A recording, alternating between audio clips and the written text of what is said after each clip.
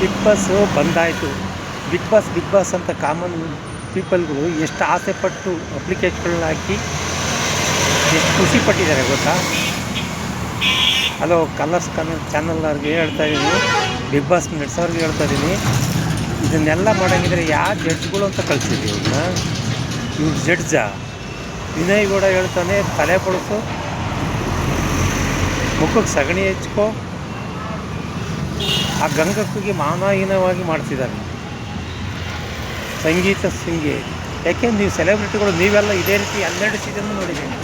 ನೀವು ಇದೇ ರೀತಿ ಹೋಗಿದ್ರಾ? ಮುಖ ಬಳಸ್ಕೊಂಡು ಸಗಣಿ ಹೆಚ್ಕೊಂಡು ಹೀನಾಯವಾಗಿ ಬೈಸ್ಕೊಂಡು ಹೋಗಿದ್ರಾ? ಯಾಕೆ ಕಾಮನ್ ಪೀಪಲ್ ಅಂದರೆ ಅಷ್ಟು ಕೀಳ? ಕಾಮನ್ ಪೀಪಲ್ ಇಲ್ದಲೇ ನೀವು ಸೆಲೆಬ್ರಿಟಿಗಳಾಗಿದ್ದೀರಾ? ಎಲ್ಲನೂ ಮರ್ತುಬಿಟ್ರೆ ಅಲ್ಲ.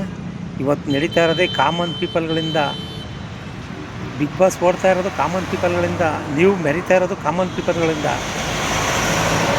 ಇದುವರೆಗೂ ಸುದೀಪ್ ಮುಖ ನೋಡ್ಕೊಂಡು ನಾವು ಬಿಗ್ ಬಾಸ್ನ ನೋಡ್ಕೊಂಡು ಬಂದಿದ್ದೀವಿ ಹೊರತು ನಿಮ್ಮಂಥವ್ರ ಮುಖ ನೋಡ್ಕೊಂಡಲ್ಲ.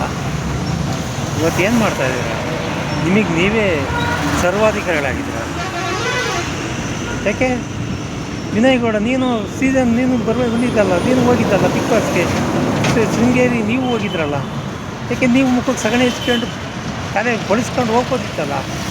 ಯಾಕೆ ನಿಮ್ಗೆ ಯಾರು ಕೇಳಿಲ್ಲ? ಯಾಕೆ ನೀವು ಸೆಲೆಬ್ರಿಟಿ, ದೊಡ್ಡ ಸೆಲೆಬ್ರಿಟಿಗಳು, ನಾಚಿಕೆ ಆಗಬೇಕು ನಿಮ್ಮ ಜನ್ಮಕ್ಕೆ.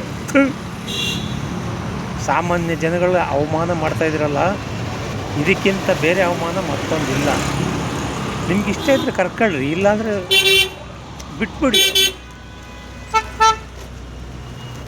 ಎಲ್ರಿಗೂ ಅವಮಾನ ಮಾಡೋಕ್ಕೆ ನೀವೇ ಆಗಲಿ.